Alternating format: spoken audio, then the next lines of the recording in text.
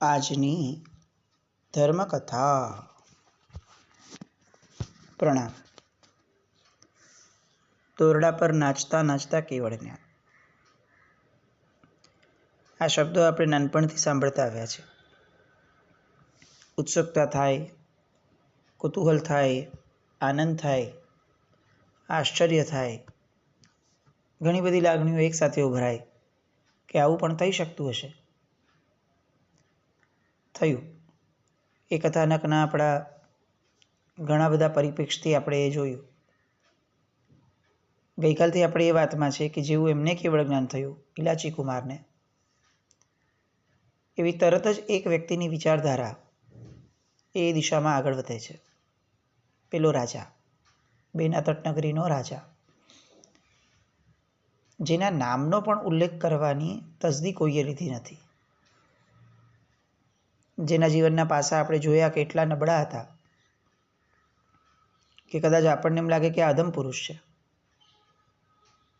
અને હવે એનું ઉર્ધ્વગમન શરૂ થાય છે. એના મનની અંદરમાં પોતાના પ્રત્યેનો ધિક્કાર ઊભો થાય છે. છેક કૃષ્ણ લેશિયા સુધી મારું મન પહોંચી ગયું.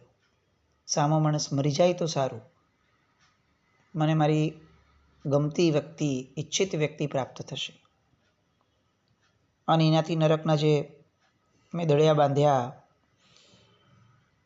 એનાથી હું કેવી રીતે છૂટીશ. આગળ જતાં વિચારે છે કે હું કેટલો નિમ્ન સ્તરનો માણસ છું કે મેં આવી રીતે મારી પ્રજાની સામે જ મેં એક નર્તકીની ઉપર અપદ્રષ્ટિ કરી, એને મેળવવા માટે આ બધા તંત ઊભા કર્યા. મને એવો વિચાર પણ ના આવ્યો કે એનાથી મારી અપકીર્તિ થશે. પ્રજા મારા માટે શું બોલશે? જેના માથે હું બેઠો છું એ લોકો સામે આદર્શ કેવો રહેશે, એનો પણ ધિક્કાર એના મનમાં વછૂટે છે. અહીંયા વિચારવા જેવી બાબત એ છે કે આની પહેલાં તો એણે આવા કેટલાય કર્મો કર્યા હશે, કારણ કે એનું નામ તો આમ પણ બહુ સુયોગ્ય રીતે લેવાતું ન હતું. પણ અત્યારે જેનું તથા ભવ્યત્વના પરિપાકનો ઉદય છે ને, એ ક્ષણે જ એ વ્યક્તિના મનમાં એવું પ્રગટે છે કે જે આગળના ભવો, આગળના સમયમાં અપૂર્વ કહી શકાય. આવા કેટલાક કર્મો પહેલાં કર્યા હોવા છતાં એ સમયે વિચારણા ન જાગી, અને આ વખતે જાગી તો એવી ઇન્ટેન્સિટી સાથે જાગી, એવી તીવ્રતા સાથે જાગી કે આગળના બધા જ કર્મો ઉપર એક બહુ મોટો પ્રશ્નચિહ્ન એનું મન ઊભું કરે છે. મેં મારી અપકીર્તિની પણ કોઈ ચિંતા ન કરી. હજી એનાથી આગળ વધતા પોતાની અધમતા વિચારતા વિચારે છે કે હું પરસ્ત્રી ઉપર કેટલો મોહાયો. આ કેટલું મોટું પાપ. કદાચ જગતનું ધર્મને સાઈડ ઉપર મૂકીએ તો પણ વ્યવહાર જગતનું સૌથી મોટું પાપ કહી શકાય પરસ્ત્રી ગમન, પરસ્ત્રી લંપટપણું. એ મેં કેટલી સહજતાથી સ્વીકારી લીધું. મને એવો વિચાર પણ ના આવ્યો કે આ પાપ કે જેને દરેક ધર્મોએ સૌથી ભયંકર વિષાયંતતાનું પાપ કીધું છે, એ પાપ કરતાં પણ મને કચકાટ નહીં થાય તો મારી ભવાંતરમાં ગતિ શું થશે, કેવા ફળ ભોગવવા પડશે. એટલે પરસ્ત્રીના લંપટપણાનું પાપ એ પણ એને ખૂંચે છે. આગળ જતાં વિચારે છે કે હું રાજા છું, ક્ષત્રિય છું, મારા કુળની અંદરમાં કેવા કેવા સરસ રાજાઓ થયા છે કે જે લોકોની કીર્તિ ગવાઈ છે, આજ દિવસ સુધી લોકો એમને યાદ કરે છે. એવી કુળની મર્યાદાઓને પણ હું ભૂલ્યો. આવા ઉત્તમ કુળમાં મારા જેવો અધમ અને નીચ માણસ એ વિચાર પણ નથી કરતો કે એ કઈ રીતે ભવિષ્યમાં આ કુળની અપકીર્તિને એ કલંક લગાડશે. કુળનો વિચાર અહીંયા કરે છે. આગળ જતાં કહે છે કે આવી રીતે આટલા બધા કર્મો જેને બાંધ્યા એ આત્મા હવે તરશે કેવી રીતે. જુઓ, એક ઇલાચી કુમારનું આલંબન એ આ વ્યક્તિને કેટલી બધી સ્વદોષ દર્શનની ધારા તરફ લઈ જાય છે. પહેલું નિમિત્ત પરગુણ દર્શન, અને એની તરત ઇફેક્ટ કઈ? તો કે સ્વદોષ દર્શન. ઇલાચી કુમારમાં પણ સેમ આપણે આ જ વસ્તુ જોઈ. અત્યારે આ રાજાની અંદરમાં પણ સેમ આ જ વસ્તુ થઈ રહી છે. આપણે બધા છે અત્યારે જગતમાં અનુમોદનાની ધારામાં, જેને આપણે કહીએ છીએ અનુમોદના, એ અનુમોદના ન આપણને પરગુણ દર્શનના ઊંડાણમાં લઈ જાય છે, ન આપણને સ્વદોષ દર્શનના ઊંડાણમાં લઈ જાય છે. અને છતાંય આપણે એને નામ અને લેબલ એ જ લગાડીએ છીએ કે જે લેબલ શાસ્ત્રકાર ભગવંતોએ આ બધા વ્યક્તિઓની આરાધના માટે લગાડેલું. નોર્મલી વિચાર કરીએ, કોઈના તપનું પારણું છે, સિદ્ધિ તપ છે, મોટા તપો કર્યા છે જેમણે, આપણે એના પારણામાં ગયા છીએ. કેમ ગયા? કોઈ આવું પૂછશે તો તરત કહીશું કે એ તપની અનુમોદના માટે. અનુમોદના એટલે શું? તો કે પરગુણ દર્શન. એનામાં કોઈ ગુણ જોયો છે એટલે આપણે ગયા છીએ. હવે એ ગુણના દર્શન એકચ્યુઅલી આપણને આપે છે શું? એક નર્યો કોરો વ્યવહાર, કે પછી કેટલીક ક્ષણો માટે પણ કમસે કમ એના ગુણનું ઊંડાણ અને એના દ્વારા આપણા દોષનું ઊંડાણ? આવું આવે છે? આવું લાવવાનો પ્રયત્ન પણ થાય છે. આવું લાવવું જોઈએ એવો આશય પણ મગજમાં છે. આની માટે જ આ કરવાનું છે આવો ખ્યાલ પણ છે. અને આવાનું કંઈ ન હોવા છતાં આપણે એની પર જે ટેગ લગાડ્યો અનુમોદના શબ્દનો, કે જે શાસ્ત્રીય પરંપરાની અપેક્ષાએ જોવા જઈએ તો બહુ ઊંચો શબ્દ છે. પ્રશંસા કરતાં ઊંચો શબ્દ છે અનુમોદના. પ્રશંસા તો એ છે કે જેમાં સામા વ્યક્તિએ જે કર્યું એની ગુણવત્તાના આધાર પર એને મૂલવવાની જગ્યાએ બસ એના વખાણ કરવા, એ પ્રશંસા છે. એ જ ઘટનાને અનુમોદના ક્યારે કહેવાય? કે જ્યારે ગુણવત્તાના આધાર ઉપર સામાએ કરેલા કાર્યને આપણે મૂલવીએ અને વિચારીએ કે આ કેટલું સરસ કામ છે. એટલે એના પરગુણ દર્શનની તો ભારોભાર અનુમોદના થાય જ. તરતથી મનને એક ખટકો લાગે કે એ આટલું કરે છે, હું તો કંઈ નથી કરી શક્યો. મારું જીવન કેટલું નબળું છે, કેટલું નિમ્ન છે, કેટલું અધમ છે. આ વિચારણા એના ઊંડાણથી મોક્ષ માર્ગ છે.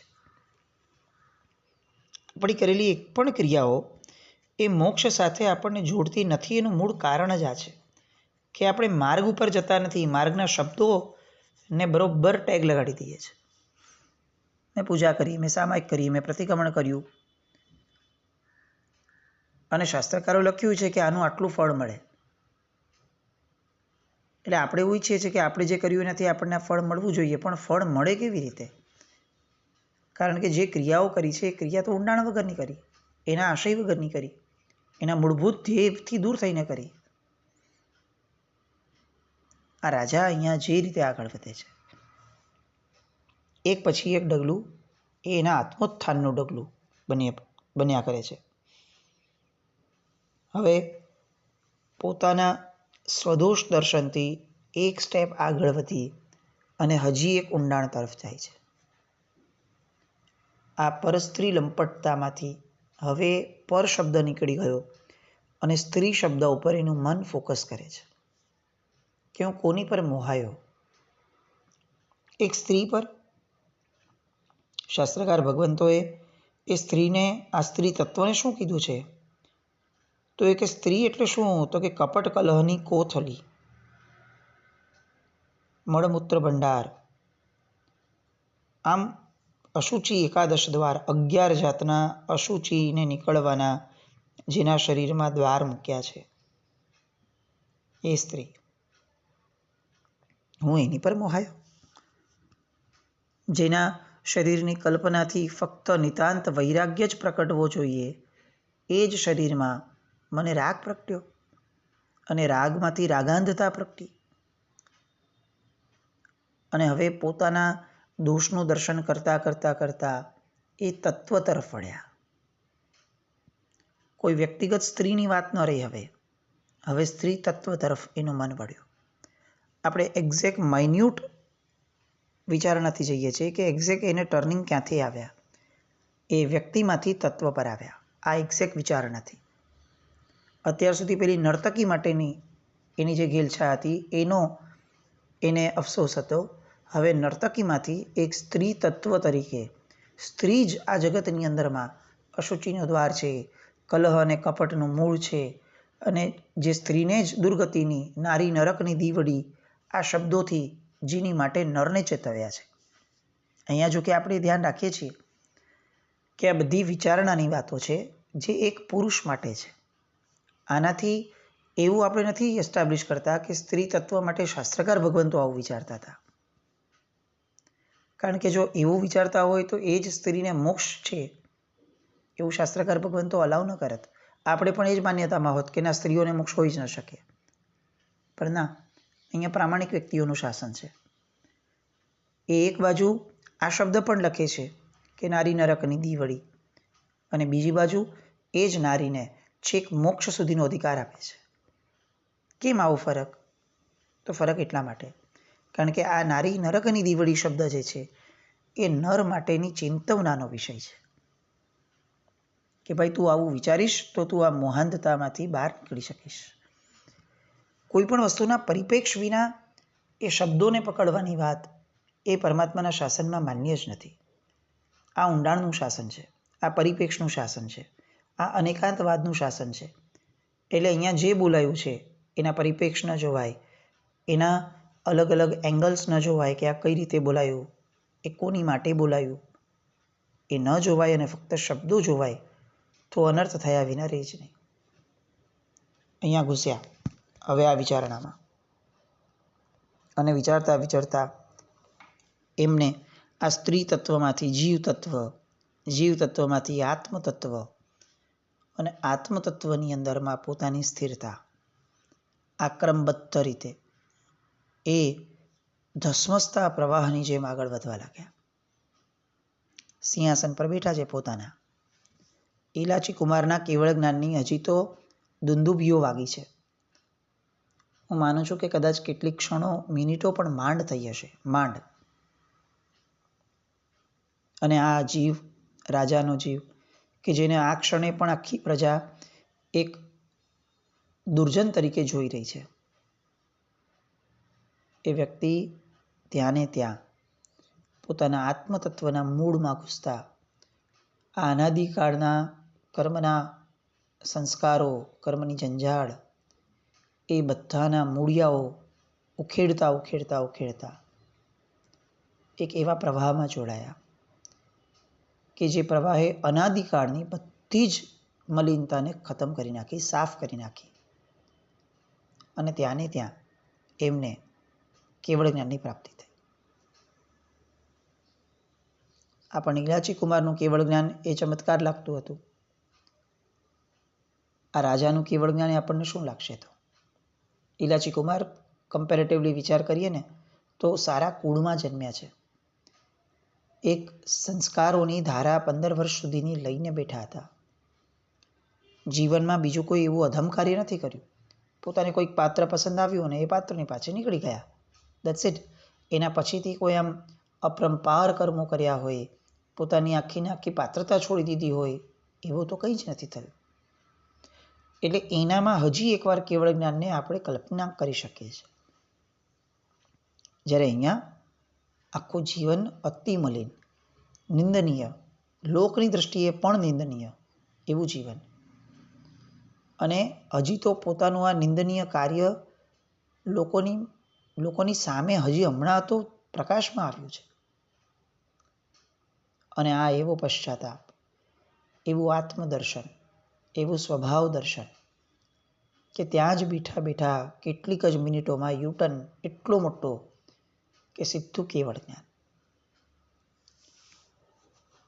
જેની માટે આપણે ગઈકાલે જોયું કે જે પહેલી દ્રષ્ટિથી પણ નીચો હતો, જે પહેલા ગુણસ્થાનકની પણ પાત્રતામાં જઈને કદાચ ફિટ ન કરી શકાય, એવો વ્યક્તિ સીધું 13મું ગુણસ્થાનક પામે છે.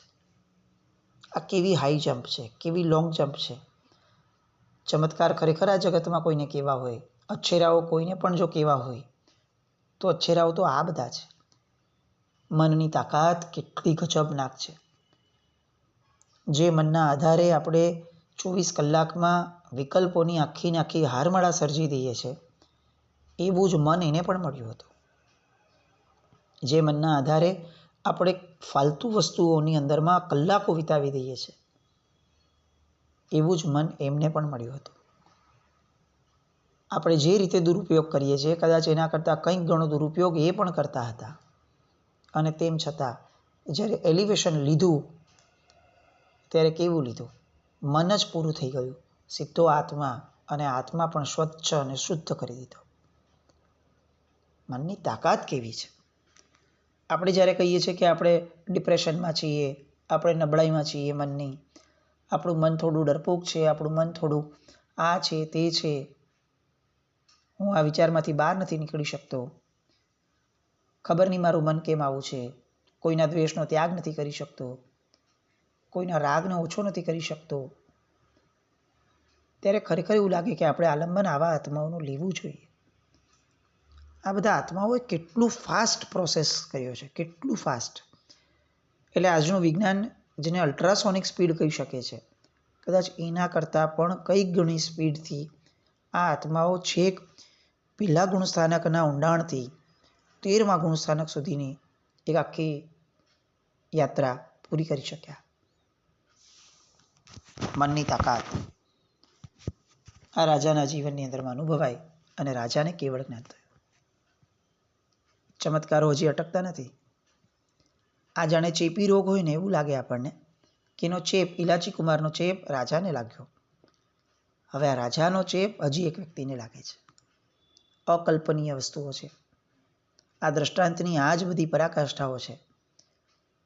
આપણે જેને ક્યારેય સ્પર્શવાનો પ્રયત્ન નથી કર્યો, સાંભળવાનો પ્રયત્ન નથી કર્યો, એ બધી આ ઘટનાઓ છે. ઇલાચી કુમારને તો કેવળ જ્ઞાન થયું, રાજાને થયું. હવે રાજાની બાજુમાં બેઠેલી એક વ્યક્તિ છે જેને આ બંનેઓના કેવળ જ્ઞાન હવે એને સ્પર્શે છે. એ છે પેલી પટરાણી. હવે એની વિચારધારાઓ આગળ વધે છે.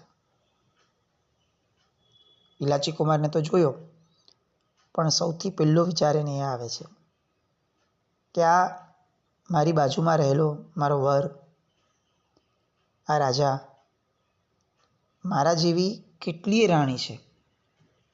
સૌંદર્યની બાબતમાં કદાચ એમ કહી શકાય કે આ જગતની અંદરમાં શ્રેષ્ઠ રૂપ જેને કહી શકાય એ બધી જ ધરાવતી આવી કેટલી બધી રાણીઓ એની પાસે છે.